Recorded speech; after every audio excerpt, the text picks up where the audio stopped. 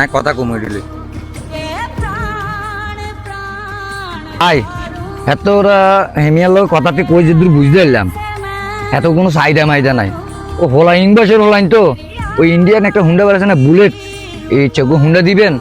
আর হোলা মাইয়া থাকবো খাটে তো ঘুম যাইবো ওই আনলা মানলা এই টুকটাক জিনিসপত্র লাগে এটি দিবেন আর সব কথার ভিতরে ভাই এতটা হইসালা মানুষ মান সম্মান বেশি এত আত্মীয় স্বজন বেশি মানুষ 300 350 আইবো আপনারা 150 বা 50 যাইলেও চলবো আনো মাইয়া মানুষ কোনো সাইডা মাইডা আছে না তো মাইয়ার ভক্ত ও তো কথা এত ঘুরে গেলে লাভ কি তা আপনারা যৌতুক নিবেন এটাই তো নাকি তবে যৌতুক দি আমি আমার বোনের বিয়ে দিতাম না আপনারা আইছেন আমি খুশি হয়েছি ঠিক আছে আর আনেরে করতে আছি আর বোনের দর করলে আমি কার্ডই জল বাসায় দিম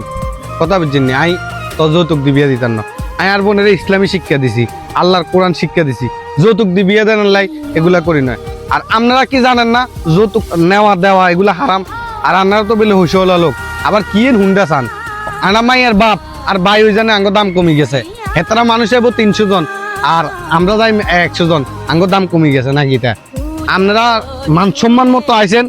মান সম্মান লয় এখনো ভালো আছে এখান থেকে চলে যান আর আপনারা কই আপনি সব নষ্টের মুড আপনি এইসব প্রস্তাব লয়ে আসবেন না আমি যৌতুক নেওয়া দেওয়া হারাম দাম ন জান আপনি 5 ওয়াক্ত নামাজ পড়েন ভাই কথা কইতেন চাইছিলেন মিয়া রাখেন যান আপনি আমার বাড়ির সামনে থেকে যান নাহলে এখন বেজ্জতি করিলাম আপনারে যান মিয়া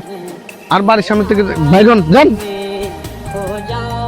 যৌতুক নেওয়া দেওয়া হারাম সবাই যৌতুক থেকে বিরত থাকবেন